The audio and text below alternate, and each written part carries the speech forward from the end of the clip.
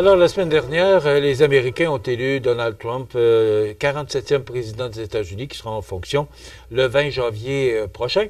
Et je demandais justement, lors du passage de Jocelyne Cazin vendredi, j'ai demandé à Jocelyne si elle acceptait de nous parler. Parce que Jocelyne est résidente aux États-Unis, en Floride, durant les mois d'hiver. Là, elle réside dans, je ne sais pas exactement à quel endroit, mais elle est en Floride.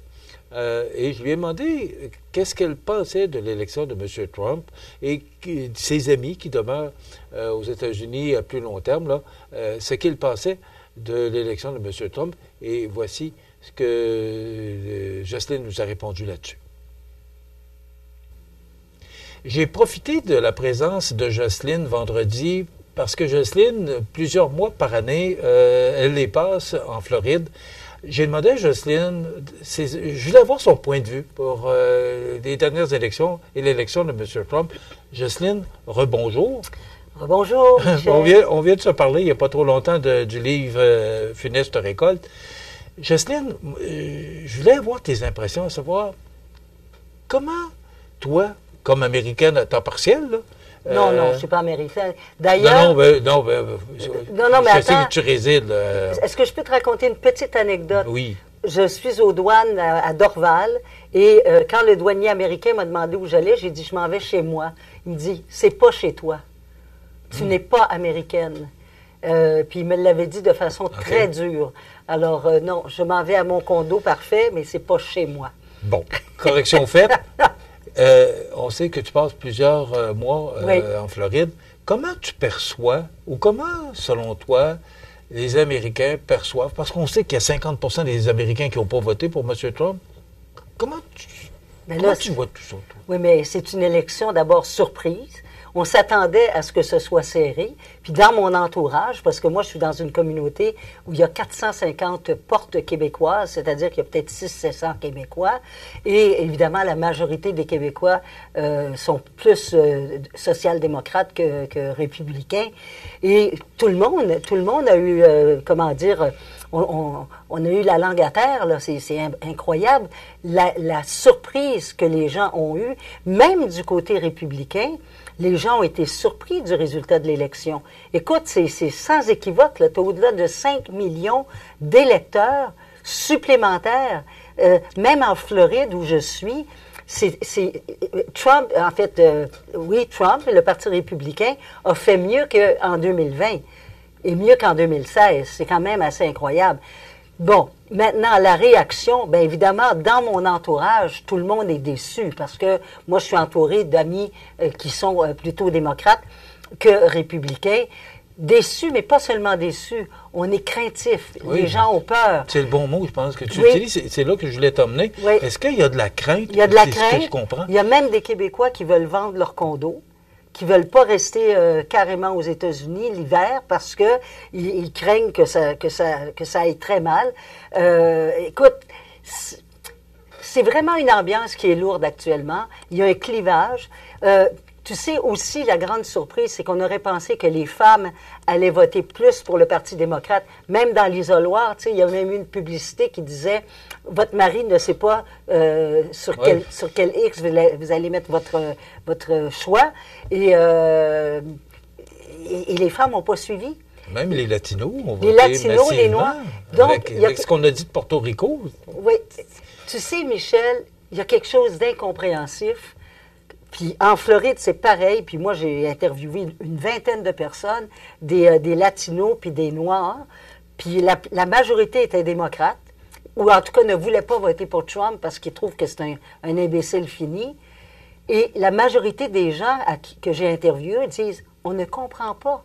We don't understand. » Le gars, c'est un misogyne. C'est un criminel. Il y a un casier criminel. C'est un criminel, un misogyne, un raciste, un homophobe. Puis les gens vont voter quand même pour lui. Et sais-tu quelle est la réponse de tout le monde? Economy. L'économie, l'argent. Et pourtant, dans les 4 dernières années, on ne peut pas dire que ça a mal été, l'économie américaine. Mais la perception, et tu sais que la perception, tu sais ça comme moi dans les médias, la perception devient plus forte que la réalité. C'est assez fou. Alors lui, là, il lave le cerveau, il brainwash, il lave le cerveau de sa foule. Et est-ce que tu sais qu'une foule, ça a 4 ans d'âge mental? Alors, s'il y en a un qui tourne à gauche, tout le monde va tourner à gauche. Mais là, évidemment, dans le cas de Trump, tout le monde tourne à droite. C'est ça qui est terrible. Et c'est 4 ans. Donc, on aurait, même nous au Canada, parce qu'on parlait un petit peu on parlait de ton livre, là, les immigrants, bon, on va avoir des répercussions, même au niveau économique. M. Trudeau a déjà annoncé qu'il avait formé un groupe là, de ministres là, pour pouvoir affronter, parce que je pense que c'est le mot, affronter les nouvelles réalités. Là, à partir du 20 janvier, M. Trump deviendra le 47e président. Oui. C'est la réalité. Là. Il faut se préparer, il ne faut pas attendre au 21 janvier. Ben non, il va falloir être en action et non pas en réaction, comme trop souvent nos politiciens le sont. Il va falloir parer à toute éventualité. Tu vois, j'étais chez des amis ce matin qui, lui, travaille pour une industrie porcine et il va y avoir des répercussions. Mais il m'a dit, de toute façon, Jocelyne, que ce soit le Parti démocrate ou le Parti républicain, les deux partis sont extrêmement protectionnistes. Oui. Est-ce qu'on peut dire que Trump va l'être une coche de plus? Probablement. Mais non, ça c'est certain que le monde va changer. Puis pas juste le monde aux États-Unis, le monde partout dans le monde. On va avoir des répercussions. Regarde, sur la guerre en Ukraine, sur la guerre en Palestine, Gaza, ouais. Ça aussi, il va se passer de quoi? Alors... Est-ce que ça t'inquiète de retourner aux États-Unis? Non, je ne suis pas inquiète parce que moi, je pense que, d'abord, on vit dans une communauté quand même assez aisée, intéressante, pas riche, mais quand même, je ne suis pas encore inquiète, mais je vais voir, je vais voir. Je suis vraiment quelqu'un qui va surveiller de très près ce qui va se passer et réfléchir si je reste aux États-Unis l'hiver ou si je vais voir ailleurs. Tu quittes le Canada quand tu retournes aux États-Unis? Après le Salon du Livre de Montréal, le 2 décembre, et puis le 11 mars, je pars au Japon. On va s'en reparler. Ben oui, pourquoi Merci pas. beaucoup de nous avoir accordé cette entrevue. Ça m'a fait plaisir, Michel. Voilà, ça complète. C'était-tu... Voilà, cette entrevue réalisée avec Jocelyne Cazin vendredi dernier, alors qu'elle commentait justement l'arrivée de M. Trump, le retour, je dirais pas l'arrivée, je dirais plutôt le retour de M. Trump à la Maison-Blanche le 20 janvier. Et c'est mercredi, si ma mémoire est bonne, c'est mercredi qu'il doit rencontrer M. Biden à la Maison-Blanche. M. Biden le recevra. Donc, on va suivre ça avec intérêt. Voilà, il y a beaucoup de gens qui pensent comme Jocelyne, mais on dit tout le temps, lorsque une telle chose arrive, bon, les gens, moi, je vais partir, puis je vais vendre mes affaires, et soudainement, ben là, on dirait que, bon, tout se calme et tout revient à la normale. On va voir ce qui va se passer. Grand succès de la 18e édition du Gala Prestige des Jardins Entreprises, c'était jeudi soir. Je vous en ai parlé un peu vendredi, mais là, on a le nom des gagnants. Donc, le prix de l'équipe de travail, c'est le Café Bistrot au coin du monde, considéré comme la meilleure équipe en restauration et avec son service à la clientèle hors pair. Le prix de l'employé de l'année, Sébastien Hudon, qui est conseiller aux ventes chez Auquepneau André Boilette. Le prix entreprise coup de cœur de l'année, remis à le bijoutier Carl Poulain de Montmagny. Il fait du bon travail, il a pris sa place très rapidement dans la région. Alors, c'est lui qui a gagné le prix coup de cœur de l'année. Le prix en ressources humaines remis au Centre d'aide en recherche d'emploi, le CAR. Le prestige en développement durable de l'année a été remis au Temps des Cicales de Cap-Saint-Ignace. De son côté, l'entreprise Groupe Corriveau a été couronnée gagnant du prestige Repreneuriat et Relève d'entreprise de l'année. L'entreprise Lavage Haute Pression Maxime Guimont est lauréate du prix Prestige Entreprise de service de l'année.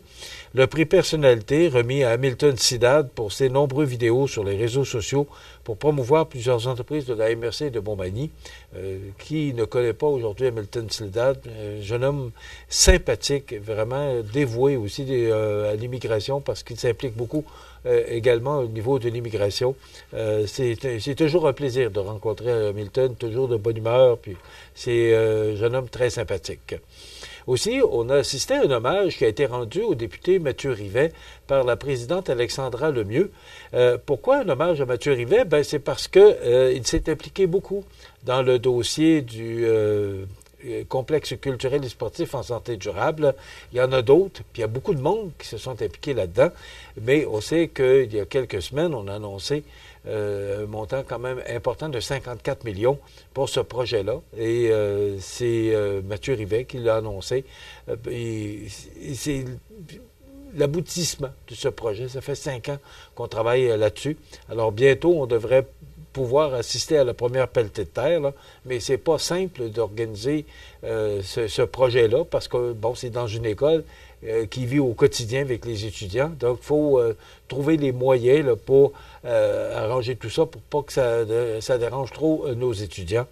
Ceux qui se souviennent de l'arrivée de la polyvalente là, en 1974 savent de quoi il est question. J'étais là. Le double horaire, en tout cas, les travaux n'étaient pas terminés, puis on était dans l'école. Mais, si vous voulez, le progrès, ça dérange. Alors, on a vécu avec ça, puis regardez, c'est encore bien portant. Alors, on va y arriver, mais il y a une structure à établir et c'est le Centre de services scolaires de la Côte-du-Sud qui a le mandat parce que ça se passe dans ces locaux. Alors, on devrait entendre parler prochainement là, de la façon dont la planification va se faire pour monter le projet. Également, on a remis, justement, en raison du complexe de santé durable, on a remis le prix à Nancy Labrec, directrice générale, c'est la médaille de l'Assemblée nationale, pour son implication dans ce dossier du complexe. Finalement, l'entreprise lauréate pour le prix Prestige Entreprise manufacturière est allée à Optimétal 360. Donc, une belle soirée, vraiment une belle soirée bien organisée. Aussi, je termine là-dessus, tel qu'annoncé par le président de l'Association des propriétaires de boisés privés des Appalaches, Rénal Nadeau, lors de son passage sur nos ondes jeudi dernier, et par le communiqué de presse diffusé le 14 octobre 2024 par l'association, la majorité des propriétaires de boisés privés ont décidé de mettre leur plan de retirer le droit d'accès aux sentiers de motoneige sillonnant les lots de leurs membres à exécution. C'est vendredi dernier là, qu'on a décidé d'informer toutes les parties prenantes au litige concernant l'exclusivité de la mise en marché du bois de sciage de déroulage imposé par le syndicat des producteurs de bois qu'à compter du 8 novembre, la majorité des propriétaires de boisés privés révoquent les droits de passage de 52 municipalités. Voilà. On aura sûrement d'autres détails à ce sujet. On reçoit demain Mireille Dubé et Sylvain Cloutier d'IMI Canada. Ils sont spécialisés dans le coaching de l'entreprise. Je vous souhaite de passer une excellente journée. On se retrouve demain. Bonne journée.